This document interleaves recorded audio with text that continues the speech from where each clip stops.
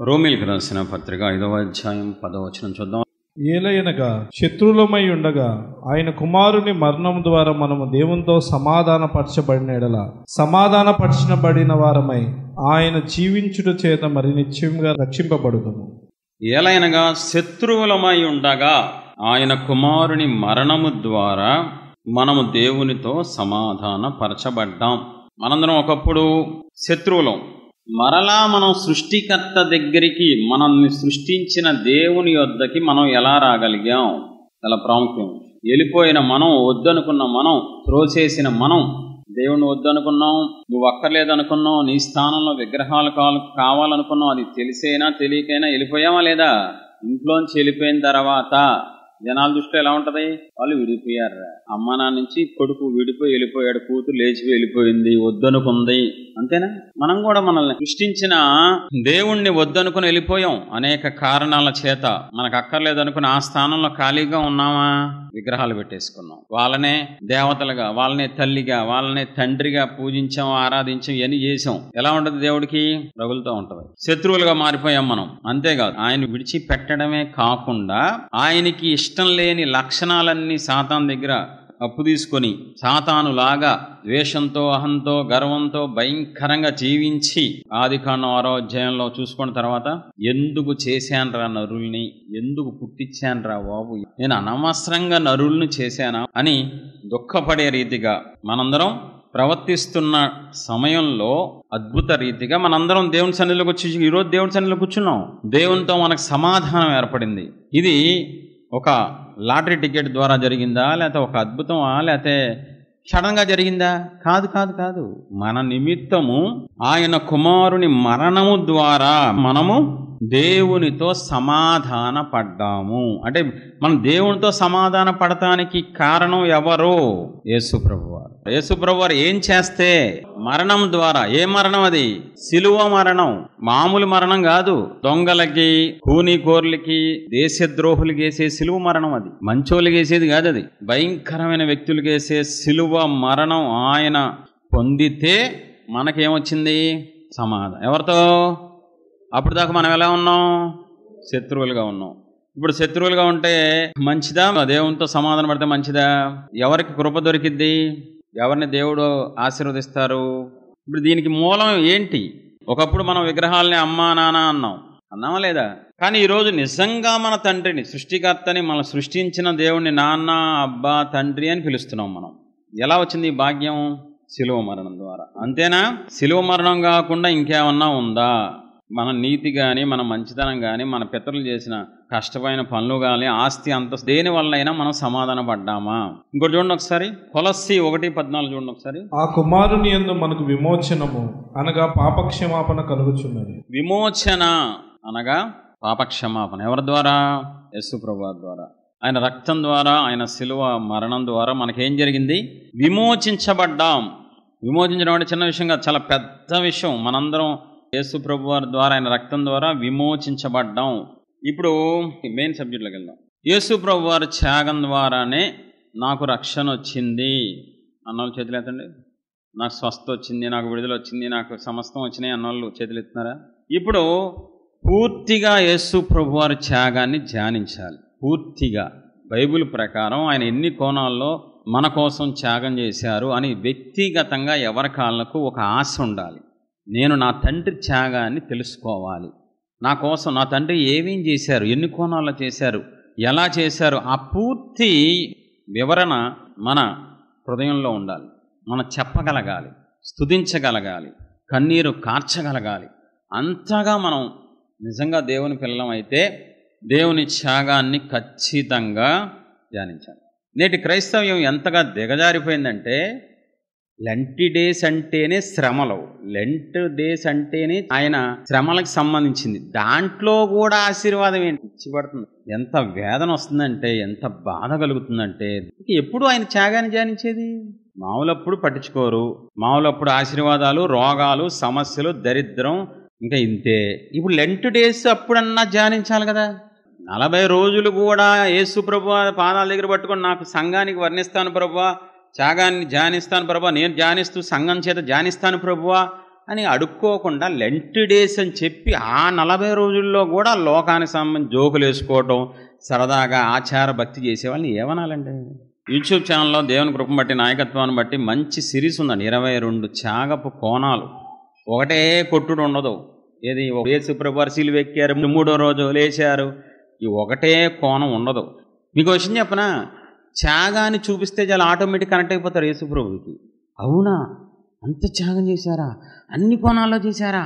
త్యాగాన్ని బట్టి కనెక్ట్ అవుతుంది, ఈజీ కనెక్ట్ అవుతుంది. ఎందుకంటే అది నీతిమంతుడు త్యాగం కదా, నీతిమంతుడు మరణం కదా, హృదయాలు కదిలిపోతాయి. కాబట్టి మనం నేటి క్రైస్తవం దిగజారిపోవడానికి కారణం ఏంటిరా బాబు అంటే, ఆయన త్యాగాన్ని మరుగు చేయడం, యేసయ్య త్యాగాన్ని పక్కన పెట్టడం. యేసయ్య త్యాగాన్ని పక్కన పెట్టి ఇప్పుడు అమ్మగారులు అయ్యగారు యూట్యూబ్కి ఎక్కారు. నేను ఎంత కష్టపడితే ఈ స్థాయికి వచ్చాను, నేను ఎంత ప్రయాసపడితే అని యూట్యూబ్లో వీడియోలు పెడుతున్నారు. ఇప్పుడు ఎవరి బయోగ్రఫీలు వస్తున్నాయి? సేవకుల బయోగ్రఫీ, విశ్వాసుల బయోగ్రఫీ. మీరు చిన్నప్పటి నుంచి ఎంతో కష్టపడి, చిన్నప్పటి నుంచి ఎంతో ప్రయాసపడి. ఎంత దారుణం అండి, ఎంత దుఃఖం అండి. చూద్దాం ఒక కొత్త కోణాన్ని. ఇప్పటివరకు మనం వినలేదు, కొత్త కోణాన్ని వినడానికి ప్రయత్నం చేద్దాం, ప్రయాసపడదాం. దేవునికి మహిమ కలుగును గాక. యెషయా 53వ అధ్యాయం అంతా త్యాగం, ఎన్ని కోణాల్లో త్యాగం చేశారు అన్నది చాలా వివరణ ఉంటుంది. అందులో ఒక వచనాన్ని మాత్రం, వచనంలో ఒక లైన్ మాత్రమే తీసుకుందాం. యెషయా 53:11. అతడు తనకు కలిగిన వేదనను చూసి తృప్తి నొందును. అతడు తనకు కలిగిన వేదనను చూసి తృప్తి నొందును. అప్పటికి ఇంకా జరగలేదు కాబట్టి ఫ్యూచర్ గురించి అక్కడ తృప్తి నొందును, జరుగుతున్నప్పుడు తృప్తి నొందారు. ఫ్యూచర్ గురించి చెప్పారు యెషయా 53. అప్పటికి ఇంకా 500 సంవత్సరాల కిందట, యేసుప్రభు వారు పుట్టకముందు, త్యాగం చెయ్యకముందు 500 సంవత్సరాల కిందట యెషయా అనే ఒక ప్రవక్త ద్వారా దేవుడు జరగబోయేది రాయించారు. కాబట్టి అక్కడ సన్నివేశంలో అతడు తనకు కలిగిన వేదనను చూచి తృప్తి నొందును. ఏమండి, ఈ మాట రెండు ఆపోజిట్గా ఉన్నాయేంటి? అతడు తనకు కలిగిన వేదనను చూసి బాధపడ్డారు అంటే బాగుండేది, అతడు తనకు కలిగిన వేదన చూసి కోప్పడ్డారు అంటే బాగుండేది, అతడు తనకు కలిగిన వేదన చూసి ఎవరైతే వేదన పెట్టారో అసహించుకున్నారని ఈ టైపు వస్తే బాగుండేదే కదా. కానీ ఇక్కడ ఏముంది? సరే, మనం ఒకసారి ప్రాక్టికల్గా ఎవరికి నాకు కాలు జారి పడ్డాడు అనుకో, బండి నుంచి కింద పడ్డాడు అనుకో, ఎరా తృప్తిగా ఉందా నీకు, బాగా పడ్డావా, తృప్తిగా ఉందా నొప్పి అన్నావు అనుకో, మా కాలు ఇరిగిపోయేదో కొడతాడు. పడితే తృప్తిగా ఉంటామేంట్రా, పడితే ఏడుస్తాను. ఆ ఎవడైతే పడగొట్టాడో ఆడి మీద మండుతుంది నాకు. ఆలోచించండి, ఒక లైనే అది, కానీ అది ఎంత అర్థం అవుద్దో మన దేవుని త్యాగం అంత అవుద్దాం. దాంట్లోనే ఇముడు ఉందండి. ఎక్కడైనా ఎప్పుడైనా మీ జీవితంలో అయినా ఎవరి జీవితంలో అయినా శ్రమ వచ్చినప్పుడు, బాధ వచ్చినప్పుడు, వేదన వచ్చినప్పుడు మనకి ఏం కలిగిద్ది? బాధ వస్తుంది, కోపం వస్తుంది, చిరాకు వస్తుంది, అసహ్యం వస్తుంది పరిస్థితిని బట్టి. ఈయనకి ఏమొచ్చిందంట? సెట్ అవ్వట్లేదంటే, మ్యాచ్ అవ్వట్లే రెండు. అతడు తనకు కలిగిన ఘనతను చూసి తృప్తి పడ్డారంటే బాగుండేది, అతడు తనకు కలిగిన ఆనందాన్ని బట్టి తృప్తి పడ్డారు. అలా ఉంటే బాగుండేది కదా. పేట్ మన కొడితే ఆహా ఎంత తృప్తిగా ఉంది అంటున్నారంటే యేసుప్రభు వారు వీపు చీల్చుతుంటే ఇలాగా ఆహా ఎంత అద్భుతంగా ఉంది అని తృప్తి పడుతున్నారట. ఇదేం పిచ్చి ప్రేమ అంటే బాబు. పాపం చేసింది మనం, బరి తెగించింది మనం, జీవితాలను నాశనం చేసింది మనం, మన శిక్ష తీసేసుకున్నారు. ఇప్పుడు కోపం రావాలి. ఒరే నిన్ను కనటం వల్లేరా, నీకు స్వరూపం ఇవ్వటం వల్లేరా, నిన్ను నమ్మటం వల్లేరా ఈరోజు నాకు ఈ సిలువ శిక్ష వచ్చింది. తల్లిదండ్రులు ఈజీగా బయటపడిపోతారు. మనం తప్పు చేస్తే, మనం పాపం చేస్తే ఖచ్చితంగా అరే నీ వల్లేరా నా పరువు పోయిందిరా, నీ వల్లే రోడ్డు మీదకి ఎక్కా, నీ వల్ల పాలైపోయి, నీ వల్లే ఆస్తి పోయిందని ఆయనంట ఆనందిస్తున్నానంటారు. తనకు కలిగిన వేదనను చూసి తృప్తి పడుతున్నారు. అమ్మయ్యా నా పిల్లలు రక్షించబడతారు, అమ్మయ్యా నా పిల్లలకు విడుదల వస్తుంది, అమ్మయ్యా ముందు తీసుకెళ్తా. చూడండి, దయచేసి ఆయన త్యాగాన్ని మంచి మనసుతో అర్థం చేసుకున్నాను, ప్రయాసపడండి. హెబ్రీయులకు రాసిన పత్రిక 12:2. సులువుగా చిక్కులు పెట్టు పాపం పెట్టి విశ్వాసమున కర్తయు దాన్ని కొనసాగించువాడినైన యేసు వైపు చూచుచు మన ఎదుట ఉంచబడిన పందములో ఓపికతో పరిగెత్తదు. ఆయన తన ఎదుట ఉంచబడిన ఆనందము కొరకై, ఆయన తన ఎదుట ఉంచబడిన ఆనందము కొరకై. చూడండి, చాలా జాగ్రత్తగా తీసుకోవాలి. ఆయన తన ఎదుట, ఎందుకు అవమానాన్ని ఆయన పట్టించుకోలేదు? ఏమంటే మిమ్మల్ని మీలో వసే దెయ్యమా, దెయ్యంలాగా ఉన్నావు అంటే ఎలా ఉంటుంది? ఇంట్లో తల్లిదండ్రులు అంటేనే తట్టుకోలేరండి, ఊరుకోరు. దెయ్యం అంటావేంటే బాబు, నువ్వు పెద్ద దెయ్యం, మీ అమ్మ కొరిమి దెయ్యం, మీ అమ్మమ్మ భూతం. ఆ మాట ఎవరు ఇష్టపడరండి. దెయ్యం అనే మాట నిజంగా దెయ్యంలో వేషాలు వేసినా ఇష్టపడరు. నా దేవుని పట్టుకుని ఏమన్నారు తెలుసా? దెయ్యాలకు అధిపతి కాబట్టి దెయ్యాలు నిలగొడుతున్నాడు అన్నారండి. ఆయన ఏం పట్టించుకోలేదండి, ఆయన ఏం పట్టించుకోలే. పోలే నా పిల్లల కోసం పడతాను. తిండిపోతున్నారండి సృష్టికర్తను పట్టుకుని. మతి చెలించింది, వీడికి పిచ్చి పట్టింది. వీడికి ఎవరు? ఇంట్లో వాళ్ళు. ఎలా భరించారండి? రోషం గల దేవుడు, నోటి మాటతో సమస్తాన్ని సృష్టించిన దేవుడు భయంకరమైన అవమానాలు పక్కన పెట్టారండి.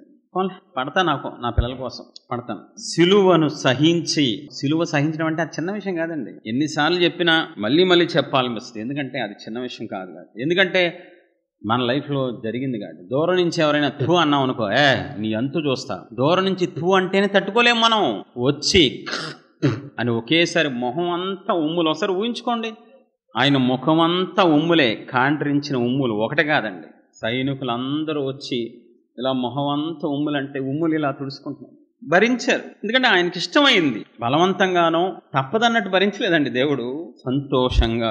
ఉమ్ములు ఎవడు భరిస్తాడండి? అసలు నాకు అర్థం కాదు. ఉమ్ములు ఎవడు భరిస్తాడు? సైనికులు వచ్చి అంతం ఏంటండి?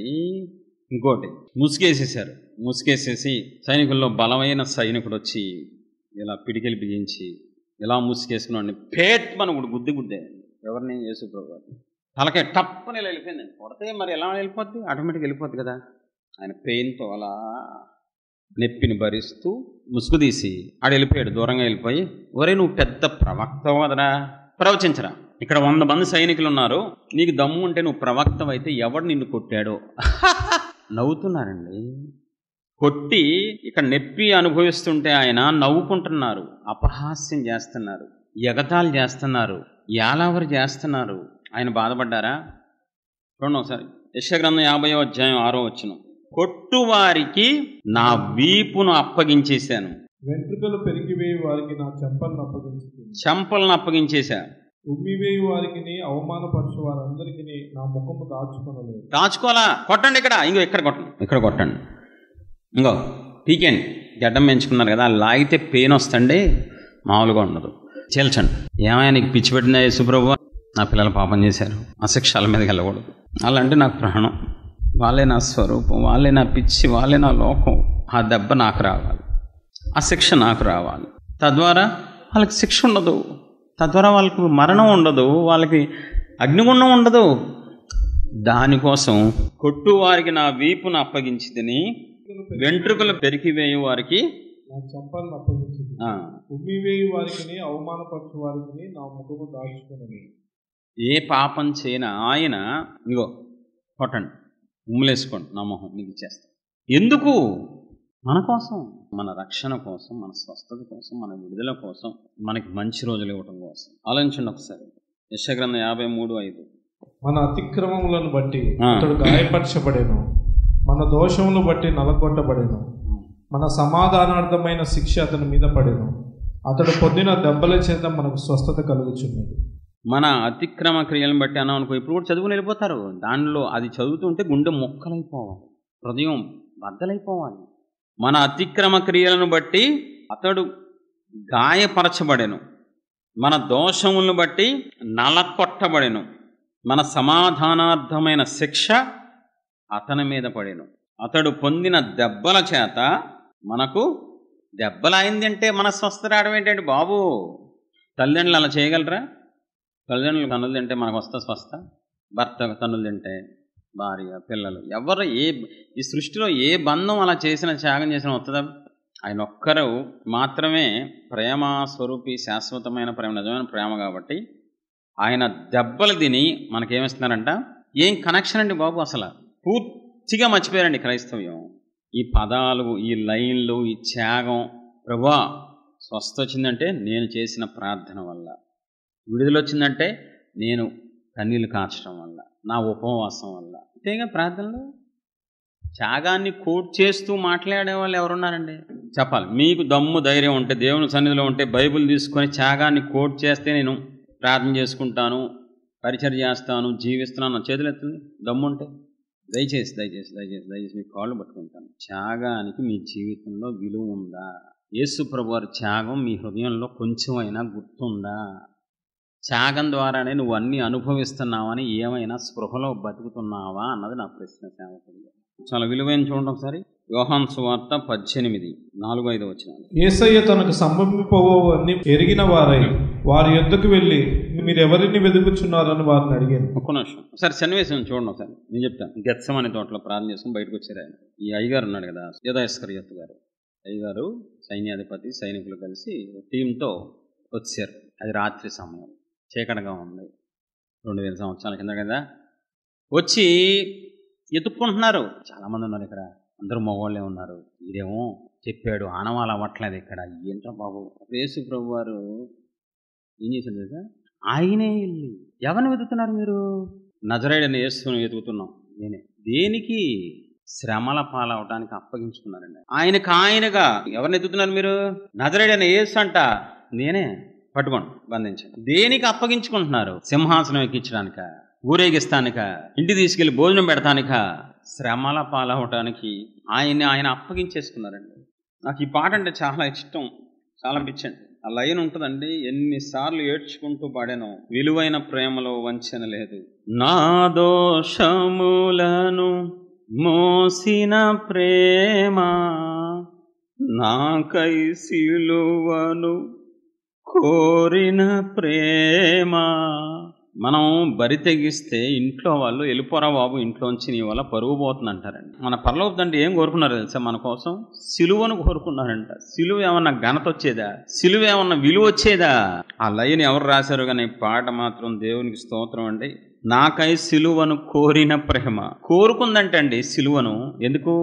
నా పిల్లలు రక్షించబడాలి, నా పిల్లలు విడుదల పొందుకోవాలి, నా పిల్లలు గొప్పోళ్ళు అవ్వాలి, నా పిల్లలు నాతో పాటు పరలోకం వచ్చేయాలి. నా దోషములను మోసిన ప్రేమ, నాకై సిలువను కోరిన ప్రేమ, పరిశుద్ధ పాత్రగా మార్చిన ప్రేమ, ఆశీర్వదించిన ఆత్మీయ ప్రేమ. తనకు కలిగిన వేదనను బట్టి తృప్తి పడ్డారు. ఆయన తనకు తానుగా సిలువకు అప్పగించుకున్నారు. తన వీపును అప్పగించేశారు, తన గడ్డాన్ని అప్పగించారు, తన ముఖాన్ని అప్పచెప్పారు. ఆయన దాచుకోలేదు, వెనకంజ వేయలేదు, పారిపోలేదు. అర్థమవుతుందా? ఎంతగా ఇష్టపడి చేశారు త్యాగం. తప్పదని చేశారా? ఏడుస్తూ చేశారా?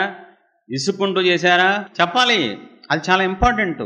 ఈరోజు పొద్దున్నే సహవాసం చేయండిరా బాబు అంటే ఏడుతూ చేస్తారు. బాబోయ్, పొద్దున్నే లగాల, నిద్ర మానేసుకోవాలా, పరిచర్య ఇవ్వాలంటే ఏడుస్తారు, సహవాసం చేయాలంటే ఏడుస్తారు. కానుక ఇచ్చేటప్పుడు ఎంత కానుకోవాలా బాబు, ఎంత కానుకిస్తే మన పరిస్థితి ఏంటి రేపు పొద్దున? దేవుడు అన్యాయస్తుడు కదా. దేవుడు అలా చేయలేదు, మనలాగా తప్పదని చేయలేదు. త్యాగం ఏడుస్తూ చేయలేదు, బాధపడుతూ చేయలేదండి. సంతోషంగా, ఆనందంగా. ఎందుకని? తన ఎదుట ఉంచబడిన అవమానాన్ని ఎందుకు నిర్లక్ష్యం చేశారు? ఆయన ఎందుకు అవమానాన్ని పట్టించుకోలేదు? ఒక ఆనందం ఉంది. ఏంటి ఆనందం? నా పిల్లలు రక్షించబడతారు. డైరెక్ట్గా అర్థం కాదు కాబట్టి ఒక ఎగ్జాంపుల్ చెప్తాను. ఇక్కడ తల్లులు ఉన్నారు, పిల్లల్ని కన్న తల్లులకే అర్థం అవుద్ది. ఇప్పుడు ఒక బిడ్డని కనటానికి ప్రసవ వేదన పడాలి. ఈ లోకంలో ఒక ఆడది చావు బతుకులు దాకా వెళ్ళిపోవాలంట. ఆ క్షణంలో చచ్చిపోతే బాగుండు అనిపిస్తుంట ఆ నొప్పులకి. ఆ టైంలో భరిస్తుందా లేదా? నా బిడ్డ బయటికి రాబోతుంది, ఒక బిడ్డకి జన్మనవ్వబోతున్నాను, నాకు ఒక వారసుడో వారసురాలో పుట్టబోతున్నారు. ఒక ఆనందంతో పెయిన్ భరిస్తుందా? ఒరే డాక్టర్ కోసిరా, చంపిరా బాబు, ఈ బాధ భరించలేకపోతున్నా అంటారా? చూడండి, సేమ్ దేవుడు పెట్టిన ప్రేమ కలిగిన ఈ భూమి మీద ఒక తల్లి నవమాసాలు మోసి ప్రసవ వేదన భరించి బిడ్డను చూసిన తర్వాత ఆ బాధ అంతా బైబిల్లో ఉంది స్పష్టంగా. చాలా శ్రమపడి, చాలా వేదన పడి తల్లి అంట బిడ్డను చూసిన తర్వాత వెంటనే అమ్మాయ పడితే పడ్డాం కానీ నొప్పులు శ్రమలో బిడ్డ బయటకు వచ్చేసి అబ్బాబ్బా నా బిడ్డ నా బంగారం అని చెప్పి ఇప్పుడు కనెక్ట్ చేసుకోండి. తల్లి ఎలాగైతే సేమ్ దేవుడు కూడా మన రక్షణ కోసం నశించిపోతున్న మనల్ని కాపాడాలి, మనల్ని రక్షించాలి, మనల్ని విడిపించాలి, శత్రువులుగా ఉన్న మనల్ని మళ్ళీ ఆయన వైపు తిప్పుకోవాలి, సాతాను చేతిలో బంధించబడిన మనల్ని తెచ్చుకోవడం కోసం, మనల్ని ప్రయోజకులుగా మార్చడం కోసం ఏం చేశారంట? సంతోషంగా బలియాగం చెందారు, శ్రమల పాలయ్యారు, అవమాన పాలయ్యారు, సిలువలో మరణించారు. ఇక్కడ వరకు బాగానే ఉందా? ఇప్పుడు యేసయ్య త్యాగాన్ని గుర్తించారా? లోకంలో తల్లి త్యాగాన్ని గుర్తించరండి. ఏది కనబడిద్ది తల్లి. నవమాసాల తర్వాత ఎవరు ఏ తల్లిని చూసినా కనబడిద్ది. యేసు ప్రభువు నీకు లేరు ఇప్పుడు 2000 సంవత్సరాల కిందట జరిగింది. బైబిల్లో చదివితే నువ్వు ఊహించుకోవడమే. కనబడే తల్లి త్యాగమే మీరు గుర్తించినప్పుడు కనబడిన దేవుని త్యాగాన్ని ఏం గుర్తిస్తారు చెప్పండి? గర్వాంధులు, అహంకారులు, మూర్ఖులు అయిపోయారండి. చూద్దాం, ఆయన మనల్ని రక్షించడానికి సిలువ శ్రమలేనా ఇంకేమైనా భరిస్తారా అన్నది మనం చూద్దాం. లూకా సువార్త 8వ అధ్యాయం 26 నుంచి. వారు గలిలయకు ఎదురుగా ఉండు గెరేసీనీయుల దేశంలోకి వచ్చిరి. ఆయన ఒడ్డున దిగినప్పుడు ఆ ఊరి వాడొకడు ఆయనకు ఎదురుగా వచ్చాను. వాడు దయ్యములు పట్టిన వాడై బహు కాలం నుండి బట్టలు కట్టుకొనక సమాధుల్లోనే గాని ఇంటిలో ఉండువాడు కాడు. వాడు యేసయ్యను చూచి కేకలు వేసి ఆయన ఎదుట సాగిలపడి, యేసు, సర్వోన్నతుడైన దేవుని కుమారుడా, నాతో నీకేమి? నన్ను బాధపరచుకోమని నిన్ను వేడుకొనుచున్నానని కేకలు వేసి చెప్పాను. ఏలైనగా ఆయన ఆ మనుష్యుని విడిచి వెలుపలికి రమ్మని అపవిత్రాత్మకు ఆజ్ఞాపించాను. అది అనేక పర్యాయములు వారిని పట్టుచూ వచ్చెను గనుక వారిని గొలుసులతోనూ కాలి సంఖ్యలతోనూ కట్టి కావలి అందించిరి. గాని వాడు బంధకంలో చంపగా దెయ్యం వారిని అడవిలోనికి తరుముకొని పోయాడు. భయంకరమైన వ్యక్తి సమాధుల్లోనే రోజు ఉంటాడంట. సామాన్యంగా సమాధి మీద నుంచి, శ్మశానం మీద నుంచి జాబ్కి వెళ్ళాలనుకో ఉంటుంది రోజు. ఏ దెయ్యం వచ్చి పీక్కు తింటుందో, ఏ సమాధిలోంచి ఎక్కడికి వెళ్తున్నావు భయం. సమాధిలోంచి జస్ట్ 5 నిమిషాలు మనం అటు వెళ్ళటానికే భయపడి చేస్తాం. ఇక మనోడు 24 గంటలు ఎక్కడ ఉంటాడంట? సమాధుల్లోనే. దారుణంగా ఉంటాడంట. చేతులు సంఖ్యలు వేసినా లోపల దెయ్యాలు ఉన్నాయి కాబట్టి పీకేసుకునేవాడంట. తనకు తానే రాయి పెట్టి కొట్టుకునేవాడంట. రక్తం వచ్చేదంట. భయంకరంగా ఉన్నాడండి ఈ వ్యక్తి. సామాన్యంగా అలాంటి వ్యక్తి ఎక్కడ కనబడ్డావు? నీకు ఎప్పుడు కనబడ్డా? అలా కనబడ్డారు కదా. ఇప్పుడు ఆ వ్యక్తి దగ్గరికి యేసు ప్రభువు వారు వెళ్ళి కనికరం చేత, ప్రేమ చేత, కృప చేత పూర్తి విడుదల చేసి 2000 దెయ్యాలని శాశ్వతంగా పొమ్మన్నారు పాతాళానికి. దేవునికి ఏ మహిమ కలుగుగాక. గొప్ప విడుదల. ఎంత విడుదల వచ్చిందో చెప్పనా? చూడండి ఒకసారి 35 చూడండి, 35, 36, 37.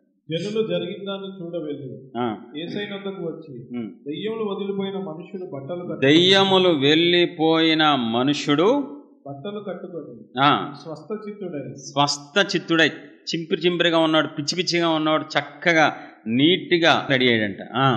యేసయ్య పాదాల దగ్గర కూర్చుండుట చూసి భయపడి యేసయ్య పాదాల దగ్గరికి వెళ్ళి కూర్చున్నాడు. చక్కగా శిష్యుల్లా కూర్చున్నాడంట. అతన్ని చూసిన వాళ్ళు ఏం చేశారంట? ఏమైందంట? ఊరు వాళ్ళందరూ భయపడిపోయి, ఈడేనా ఇప్పుడు దాకా పిచ్చిగా ప్రవర్తించాడు? కొన్ని సంవత్సరాలుగా చూసిన వ్యక్తి సడన్గా మారిపోయి మంచిగా చక్కగా బుద్ధిమంతుడిలాగా కూర్చునేటప్పటికి జనాలకు భయపడిపోయింది. భయపడితే అది పక్కన పెట్టాను. కానీ ఎంత విడుదల ఇచ్చినట్టు దేవుడు ఈ వ్యక్తికి చెప్పడం అన్నమాట. మామూలు విడుదల అది. ఎంత విడుదలని చెప్పాలా? రెండో జీవితం ఇచ్చారని చెప్పాలా అతనికి? ఏమని వర్ణించాలి? ఎందుకని? దెయ్యాలు వెళ్ళిపోయినాయి, సమాధిలోంచి ఇప్పుడు ఇంటికి వెళ్ళిపోతున్నాడు, మళ్ళీ అందరితో కలిసి ఉంటాడు, మంచిగా తింటాడు, మంచిగా జీవిస్తాడు. తన లైఫ్లో ఊహించి ఉండడు ఇలాంటి రోజులు వస్తాయని. ఇప్పుడు ఇక్కడ వరకు అందరూ బాగానే ఉందండి. ఇక్కడ వరకు అందరూ చూస్తారు, కానీ తర్వాత ఏం జరిగిందో మాత్రం పట్టించుకోరు ఎవరు. ఇప్పుడు చూడండి ఆ మాట 17వ వచనం చూడండి. గెరేసీనీయుల ప్రాంతంలో ఉన్న జనులందరూ బహు భయక్రాంతులైన గనుక తమ్ముడు విడిచిపోమని ఆయన వేడుకోండి. ఆ మాట ఎప్పుడు పట్టించుకోడండి. మీకు ఎలా చెప్పాలి? మీకు బాగా ఇష్టమైన వ్యక్తులు ఎవరైనా బాధ పెడితే బాగా కోపం వస్తారు కదా. ఏంటి నా కూతురుతో ఏంటి ఏడిపించావు? నా కూతుర్ని ఏంటి ఏడిపించావు? నేనెక్కడ ఏడిపించాను? నిజంగా నేనేం అనలేదమ్మా. ఏమైనా మొహం పగిలిపోద్ది. పిచ్చ అసలు మాకు. యేసు ప్రభు వారిని అమితంగా ఎవరు ప్రేమిస్తారో వాళ్ళకే ప్రతి లైను బాధ అనిపిస్తుంది. ఇప్పుడు ఆ లైన్ ఉంటుంది, చదవండి లాస్ట్ లైను. గెరేసీనుల ప్రాంతంలో ఉన్న జనులందరూ బహు భయాక్రాంతులైన గనుక తమ్మును విడిచిపోమని ఆయన వేడుకుంటారు. చూడండి ఈ మాట. ఇంకో యేసు ప్రభు వారు ఎదురుగుండా ఉన్నారు. ఊర్లో జనాలందరూ ఒకేసారి గుంపుగా వచ్చి మర్యాదగా వెళ్ళిపోయాయి ఊరి నుంచి. నాకు తెలిసి అది నేను చదివినప్పుడే చాలా వేదన వచ్చేసింది. మహాదేవుడు, సృష్టికర్త, ఆయన సృష్టి ఇదంతా ఆయనది. ఇప్పుడు ఏమంటారు? మా ఊళ్ళోంచి వెళ్ళిపోయాయి. గెట్ అవుట్ అంటున్నారండి ఒక మాటలో. గెట్ అవుట్, మా ఊళ్ళో ఉండదు నువ్వు. ఎంత పెయిన్ వస్తుంది, ఎంత అవమానం. ఇక్కడ జస్ట్ మనం మట్టి మనుషులం, పాపాత్మలు. మనల్ని ఎవరైనా వెళ్ళిపోమంటేనే భరించలేమండి, తట్టుకోలేము, ఏడుస్తాం. నన్ను వెళ్ళిపోమన్నారు, నన్ను అవమానించారని. సృష్టికర్త అండి ఆయన, మహాదేవుడు, ఏకైక దేవుడు. మమ్మల్ని వదిలేసి, మా ఊరు వదిలేసి వెళ్ళిపోయే బాబు, నీకు దండం పెడతాం బాబు, నీకు దండం అయ్యా బాబు అంటే ఆయన బాధపడలా. ఎందుకు తెలుసా? నన్ను అంటే అన్నారులే, నా కొడుకు స్వస్థ వచ్చింది. నన్ను అవమానిస్తే అవమానించారులే, పర్లేదు. నా కొడుకు దెయ్యాల నుంచి విడుదల పొందుకున్నాడు. నా కొడుకు ఇంటికి వెళ్ళిపోతాడు, ఇప్పుడు కుటుంబంతో కలిసి సంతోషంగా ఉంటాడు. నేను పడతానులే, అది ఆయన త్యాగం, అది ఆయన మంచితనం. తనకు కలిగిన వేదనను చూచి ఆయన తృప్తి పడ్డారంట. ఇప్పుడు ఆయనకి ఏం తృప్తి? అవమానం తృప్తి కాదు, వెళ్ళిపోమన్నారు తృప్తి కాదు, అది బాధే. ఇతని విడుదల చూసి, ఇతని సంతోషాన్ని చూసి తండ్రిగా ఆయన సంతోషించారండి. అది ఆయన ప్రేమ. ఎంత గొప్ప దేవుణ్ణి కలిగి ఉన్నాం, ఎంత ప్రేమ గల తండ్రిని ఆరాధిస్తున్నాం, ఎంత త్యాగమూర్తిని మనం రక్షకుడిగా కలిగి ఉన్నాం. ఒకసారి ఆలోచించండి, ఒకసారి చూద్దాం. లోకా సువార్త 5:8 చూద్దాం. సీమోను పేతురు అది చూసి యేసయ్య మోకాళ్ళ ఎదుట సాగిలపడి, ప్రభువా నన్ను విడిచిపోము, నేను పాపాత్ముడని చెప్పాను. ఇప్పుడు పేతురు నేను పాపాత్ముడని బహిరంగంగా అందరూ చెప్పేస్తున్నాడు. ఫస్ట్ స్టార్టింగ్లో నేను పాపాత్ముడిని, నన్ను వదిలేసి వెళ్ళిపో, నేను మంచోడిని కాదు, భయంకరమైన పాపిని, నన్ను వదిలేసి వెళ్ళిపోమంటే యేసుప్రభువు ఏమన్నారు? ఈ రోజు నుంచి నిన్ను మనుషులు పట్టే జాలరిగా చేస్తాను, అంటే సేవకుడుగా నిన్ను చేస్తున్నాను, నీకు వరాలు ఇస్తాను, ఆధిక్యతలు ఇస్తాను. దీంట్లో ఎప్పుడైనా ఇలా ఆలోచించారా? పేతురు చుట్టాలు కానీ, పేతురు బంధువులు కానీ, పేతురు తాలూకాలు అక్కడ ఉండి ఈయన్ని ఎన్నుకున్నావా నువ్వు? ఈడు పాపాత్ముడు, ఈడేంటో ఆడే చెప్పేశాడు కదా భయంకరుడని, ఈయన్ని నీ సేవకు ఎన్నుకున్నావా? చిచ్చి చిచ్చి చిచ్చి, నువ్వు ఎలాంటోడువా? చిచ్చి చిచ్చి చి, నువ్వు పాపాత్ములను సేవకులుగా చేస్తావా నువ్వు? చిచ్చి చిచ్చి చిచ్చి. ఇప్పుడు ఆలోచించారా ఆ కోణం? చెప్పాలి అనరా? మంచోడిని ఎన్నుకుంటే శభాష్ యేసుప్రభువ, ఆడు నీతిమంతుడే పేతురుగాడు, ఆడు గొప్పోడయ్యా, ఆడు మంచోడయ్యా, ఆడు అందరికి ఉపయోగపడేవాడని చెప్పి మెచ్చుకునేవాళ్ళు యేసుప్రభు వారిని. ఇప్పుడు ఎవరిని ఎన్నుకున్నారు సేవకుడుగా? పాపాత్ముడిని. అందరి ముందు చెప్పేస్తున్నాడు, నేను పాపాత్ముడు, నన్ను వదిలేసి వెళ్ళిపో బాబోయ్ అని. ఇప్పుడు జనాల స్పందన ఎలా ఉంటుంది? సహజంగా ఈయనేంటండి పాపాత్ములు సేవకులుగా చేస్తాడు, ఈయనేంటండి భూమి మీద ఎవడో లేనట్టు అంటారా లేదా? అవమానిస్తారా లేదా? కామన్ కదా. ఇప్పుడు తెలుసా ఆయనకు ఏం వినపడవు. నా కుమారుడు సేవకుడయ్యాడు, నా బిడ్డ సేవకుడయ్యాడు, నా బిడ్డ ప్రయోజకుడయ్యాడు, నా బిడ్డ ఈ రోజు నుంచి మంచి బ్రతుకు బతుకుతాడు. ఏంటంటే ప్రేమ. తనకు కలిగిన వేదనను బట్టి ఆయన తృప్తి పడ్డారు. సిలువను ఆయన సహించింది ఎందుకు తెలుసా? తన ఎదుట ఉంచబడిన ఆనందం కొరకు, మన కోసమే. ఈ మాట ఇంకోటి చూడండి, షాక్ అవుతారు మీరు. అపోస్తులు 9:13. అందుకు అననీయ, ప్రభువా ఈ మనుష్యుడు యెరూషలేములోని పరిశుద్ధులకు ఎంతో కీడు చేసి ఉన్నాడని అతని గురించి అనేకుల వల్ల వింటిని. అననీయ ఓపెన్ అయిపోతున్నాడు, మిగతా వాళ్ళు ఓపెన్ అయ్యి ఉండరు శిష్యులు. సౌలుని దర్శించాడు యేసు ప్రభు. ఏం దేవుడు అండి మన దేవుడు? ఆడెవడో హంతకుడు కదా, వాడెవడో హింసించేవాడు, ఆడవాళ్ళ మీద కూడా జాలి లేదా, ఆడేవాడండి దరిద్రుడు. ఆడినలా అననీయ డైరెక్ట్ మొహం మీద అడిగేస్తున్నాడు యేసు ప్రభు అని. బాబు బాబు బాబు ప్రభు ఆడెవడో నీకు తెలుసా ప్రభు? పరిశుద్ధులకు కూడా కీడు చేసినవాడు అయ్యా. డైరెక్ట్గా యేసు ప్రభు వారినే అడుగుతున్నాడా లేదా? ప్రశ్నిస్తున్నట్టేనా? అది ఎవరిని రక్షించుకున్నావు ప్రభు నువ్వు? సౌలునా నువ్వు రక్షించుకుందే? సౌలుని దర్శించావా? తట్టుకోలేకపోతున్నాడు, జీర్ణించుకోలేకపోతున్నాడు అననయ్య. అవన్నీ పడుచుకున్నారా? నిన్ను క్రైస్తవులను పిలిచినప్పుడు నీ చుట్టాలు ఎంత అసహించుకుంటారు లేదా? గ్యారంటీగా యేసు ప్రభువుని. అంతెందుకండి, నా సాక్ష్యం చెప్పుకుంటా. 23 ఏళ్ళకి యేసు ప్రభువులోకి వచ్చా, 22 ఏళ్ళకి భయంకరంగా రోడ్ల మీద తిరిగా, పాపం చేశాను, తల్లిదండ్రులు ఏడిపించాను, మా నాన్న చావు కారణం అయ్యాను, అప్పులు చేశాను. నన్ను యేసుప్రభు పిలుచుకున్నాడు అంటే మా చుట్టాలు ఏమంటారు ఖచ్చితంగా? ఓరే ఏం దేవుడు రా ఈ దేవుడు, ఇది ఎవరికి పుట్టకూడదు అనుకున్నాం కదరా, ఇలాంటి వాడు పిలుచుకున్నాడు ఆ దేవుడు, ఇలాంటి వాళ్ళు యేసుప్రభు దేవుడా అని అవమానించి ఉంటారా? ఎందుకని? నా వ్యక్తిత్వం మంచిది కాదు కదా, నేను సరిగ్గా లేను కదా యవన వయసులో. అప్పుడు ఖచ్చితంగా మా చుట్టాలు కానీ, నా బంధువులు, నా స్నేహితులు కానీ అందరూ ఏమనుకుంటారు? యేసుప్రభుని ఇలాంటి వాడిని యేసుప్రభులో, అంటే ఇలాంటి తేడాగాళ్ళందరూ యేసుప్రభులోకి వెళ్ళిపోతారా? దేవుడికి వస్తా అవమానం పట్టించుకున్నారా? పట్టించుకోలే. ఎందుకని? నేను రక్షించబడదు చాలా, నేను విడుదల పొందుకుంటే చాలు, నేను మరణం నుంచి తప్పించబడదు, అదొక్కటే చూశారు. కానీ ఆయన నా ద్వారా వచ్చే మాటలు, అవమానాలు ఏమీ ఆయన పట్టించుకోవాలా.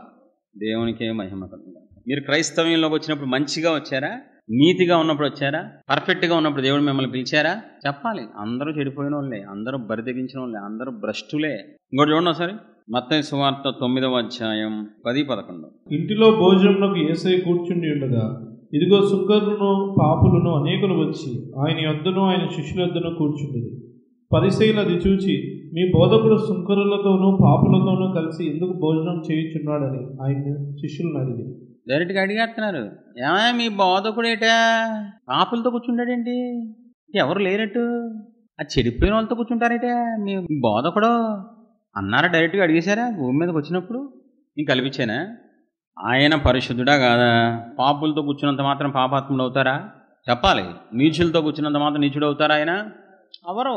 కానీ ఏమంటున్నారు జనాలు వచ్చి, మీ బోధకుడు పాపులతో కూర్చుంటాడేంట, పాపిలాగా, సొంకరులతో కూర్చుంటాడేంటి సొంకర్లాగా, చెడిపోయిన వాళ్ళతో కూర్చుంటాడేంటి భోజనానికి చెడిపోయిన వాళ్ళలాగా. ఇక్కడ దేవుని మనసు అర్థం చేసుకోవాలి. ఎందుకు కూర్చున్నారు ఆయన? ఎందుకు కలుపు కూర్చున్నారు? ఎందుకు వాళ్ళతో పాటు సమానం కూర్చున్నారంటే, ఎవరేమనుకున్నా నాకు అనవసరం, నేను వాళ్ళని సంతోషపెట్టాలి, నేను వాళ్ళతో కూర్చొని వాళ్ళకు ఒక తీయని అనుభవాన్ని ఇవ్వాలి. ఏం ప్రేమ అండి అది? ఏమని వర్ణించాలి, ఏ విధంగా వివరించాలి చెప్పండి. అదే మానవ సహజంగా మనం ఎవరితో పడితే వాళ్ళతో కూర్చుని భోజనం చెయ్యం, ఎవరితో పడితే వాళ్ళతో మాట్లాడడం, ఎవరి మీద పడితే వాళ్ళ మీద చెయ్యం. ఆయన పరిశుద్ధుడై ఉండి, నీతిమంతుడై ఉండి, శ్రీమంతుడై ఉండి పాపులతో కలిసి కూర్చున్నారంట, సుంకరులతో కలిసి భోజనం చేసి అందరితో పాటు కలిసి ఉన్నారంట. ఏం ప్రేమ, ఏం తగ్గింపు, ఏమి అసలు. ఇప్పుడు వాళ్ళు అలా అంటున్నాగానే, అరే పేతురు రేపటి నుంచి వీళ్ళతో నాకు భోజనం ఏర్పాటు చేయొద్దు అన్నారు కదా, చెప్పాలి. వాళ్ళు వచ్చి అడిగారు కదా శిష్యులు ఎమ్మటే యేసుప్రభువు వారు చెప్పుంటారు, అయ్యా మిమ్మల్ని ఎందుకే మాట్లాడతారు, మీరు అర్జెంటుగా రేపటి నుంచి కొంచెం మంచి వాళ్ళని చూసుకొని భోజనం ఏర్పాటు చేయండి అనగానే చెత్త కొట్టేసి ఉంటారు యేసుప్రభువు. అరే నేను వచ్చిందే పాపుల కోసం, వాళ్ళు సంతోషపెట్టి వాళ్ళని మార్చి వాళ్ళని బాగు చేసి ఆ ఒంటరితనంగా ఉన్న వాళ్ళని అనాథల్ని దగ్గర చేసుకొని వాళ్ళకి ప్రేమ చూపిస్తానికే కదరా నేను వచ్చింది. అంత ప్రేమ కలిగిన దేవుడిని మనం కలిగిన. ఇప్పుడు వేరే కోణం చూపిస్తాను చూడండి. 2 సమూయేలు 12వ అధ్యాయం 13-14 వచనాలు చాలా జాగ్రత్తగా చూడాలి. ఇప్పుడు పాయింట్ చాలా విలువైన పాయింట్. నేను పాపం చేసి తినని దావీదు నాతానుతో అనగా, నాతాను నీవు చావుకున్నట్లు యెహోవాని పరిహరించెను. ఈ కార్యం వలన యెహోవాను దూషించుటకు ఆయన శత్రువులకు నీవు గొప్ప హేతువు కలగజేసితివి గనుక. ఈ మాట దయచేసి చాలా విలువైన మాట, దయచేసి అందరూ పట్టుకోండి. అయితే ఈ కార్యము వలన యెహోవాను దూషించుటకు ఆయన శత్రువులకు నీవు గొప్ప హేతువు కలుగజేసితివి. చాలా విలువైన సబ్జెక్ట్ అండి ఇది. దావీదు పాపం చేసినప్పుడు, దావీదు బరితెగించినప్పుడు, దేవుని ఎదుట దుష్కార్యం చేసినప్పుడు నాతాను ప్రవక్త వచ్చి చెప్తున్న మాటల్లో ఒక మాట ఏంటో తెలుసా? దావీదా, నువ్వు చేసిన పాపం వల్ల ఎవరికి వచ్చిందో తెలుసా ఇప్పుడు నష్టం? చెప్పు, ఎవరికి? నా కుటుంబానికా, నా పిల్లలకా, నా మనవాళ్ళకా? ఒరే కాదురా బాబు, ఆయనకు వచ్చిందిరా నష్టం. అదేంటి, అదేలాగా చెప్తాను చూడు, జాగ్రత్తగా అర్థం చేసుకో. నువ్వు పాపం చేశావు కాబట్టి, నిన్ను పిలిచారు కాబట్టి, నిన్ను అభిషేకించారు కాబట్టి, నిన్ను ఆశీర్వదించారు కాబట్టి, ఇప్పుడు నిన్ను బట్టి, నువ్వు చేసిన పాపాన్ని బట్టి దేవుడు శత్రువు లేదు. బాగా జరిగిందా నీకు? బాగా పెట్టాడా దావీదు గాడు? నా కొడుకు అన్నావు, నా ఇష్టానుసారుడు మనిషి అన్నావు, బరి తెగించాడా? సిగ్గు లేకుండా పరాయి భార్యను తెచ్చుకున్నాడా? మనకి గడ్డి పెట్టేస్తారా బాబు? దేవుణ్ణి ప్రశ్నిస్తారా? సృష్టికర్తని. అది ఆయన మంచితనం రా, అలా ఇచ్చేశారా, దేవుడే ఇచ్చారు సాతాను గాడికి అధికారం. నేను పాపం చేస్తే, నేను తప్పు చేస్తే దేవుణ్ణి చొక్కా పట్టుకుని అడుగుతారా? మరి అదే కదరా నేను చెప్పేది. మనం పాపం చేస్తే ఖచ్చితంగా వాడు ఊరుకోడు. బైబిల్లో ఉందా లేదా? వాడు దివారాత్రులు మన సహోదరుల మీద నేరము మోపుతాడు. పాత నిబంధన కాలంలోనే దావీదు పాపం చేస్తే దేవుణ్ణి వేలెత్తి, బాగా చేశాడా మీ దావీదు, మీ కొడుకు బాగా చేశాడా, మీ గడ్డి పెట్టాడా, మీ పరువు తీశాడా, నీ బతుకు చేయడా, ఏం పెంపకమయ్యా అడుగుతారంట. ఆ మాటే ఉందండి. ఆయన శత్రువులకు నీవు గొప్ప హేతువు కలగజేసావురా బాబోయ్, ఎంత పని చేసావురా దావీదా. నువ్వు చేసిన పాపం వల్ల నీకు కాదురా, ఇప్పుడు ఆయనకు వచ్చిందిరా తిప్పలో. ఆయన తలదించుకోవాలరా నిన్ను ప్రేమించినందుకు, నిన్ను ఆశీర్వదించినందుకు. మరి అప్పుడే అడిగినప్పుడు రక్తం చిందించి శిలువ యాగం చెంది మన కోసం ఎవరు చేయని త్యాగం 33.5 సంవత్సరాలు ఇంతగా భూమి మీదకి త్యాగం చేసిన తర్వాత ఇప్పుడు రక్తం చేత విమోచించబడిన మనం పాపాలు చేస్తే సాతాను ఊరుకుంటాడా? అడుగుతాడు, ప్రశ్నిస్తాడు. నమ్మావుగా, బాగా నమ్మద్రోహం చేసిందా, బాగా గుండెలు పడుతుందా, తెచ్చుకున్నావుగా, రక్షించావు కదా, అడుగుతాడు. దేవుని పిల్లరా, 6:6 తమ విషయంలో దేవుని కుమారుని మరలా సిలువ వేయచ్చు బాహాటంగా ఆయన అవమానపరుచున్నారు. మరలా సిలువ వేయచ్చు బాహాటముగా ఆయన అవమాన పాలు చేస్తున్నారు కొంతమంది సేవకులు, విశ్వాసులు. మొహమాటం లేదు, సేవకుడిని కవర్ చేసే టైప్ కదా. చాలా మంది దేవుడు నమ్ముకున్నామని చెప్పి, బాప్తిసం పొందామని చెప్పి, సేవకులు అయ్యామని చెప్పి కొన్ని పాపాల ద్వారా యేసు ప్రభు వారిని మరలా సిలువేయటువంటి దారుణం. అది మరలా సిలువేస్తూ బాహాటముగా, అంటే మనం చేసే తప్పుడు పనుల వల్ల బయట వాళ్ళు తిడతారు. నీ బతుకు చేడా, నువ్వు సేవకుడువా, నువ్వు విశ్వాసివా, నువ్వు క్రైస్తవుడువా, నీ దేవుడు ఇదేనా నేర్పించారు అనేలాగా మనం ప్రవర్తిస్తుంటే ఆయనకి ఎంత గాయం అవుద్ది, ఎంత ఏడుస్తారు, ఎంత దుఃఖపడతారు ఆలోచించండి ఒకసారి. అయినా సరే అప్పుడు ఆయన తనకు కలిగిన వేదన బట్టి తృప్తి పడ్డారు. ఇప్పుడు మన వల్ల సాతాను చేత అవమానించబడిన, దూషించబడిన, చొక్కా పట్టుకున్నట్టు వాడు అడిగినా కూడా నిన్ను వదిలేశారా, నన్ను త్రోసేశారా? చెప్పండి ఒక్కసారి ఆయన వైపు ఈ కోణంలో ఆలోచించండి.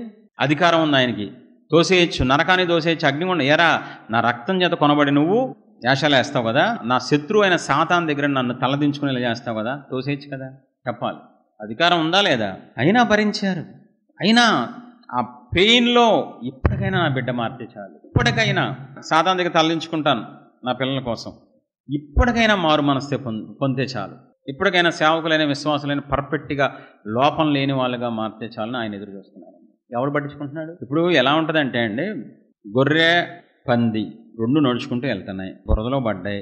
పంది హ్యాపీగా బురదలో ఆహా ఓహో ఎంత బాగుందో, గొర్రె బురద ఇది దరిద్రం ఏంటిది, అరే బాబు బయటికి రమ్మని కోరుకుంటుంది, బయటికి రావడానికి కోరుకుంటుంది. నువ్వు నిజంగా క్రీస్తు రక్తంలో కడగబడితే, నువ్వు నిజంగా దేవుని చేత పిలవబడితే, నీలో కొద్దిగైన దేవుడి పట్ల ప్రేమ చస్తే పాపంలో ఉండటానికి ఇష్టం. పాపం చేసినా పడిపోయినా మళ్ళీ ఎమ్మటే వచ్చేయాలని కోరుకుంటావు.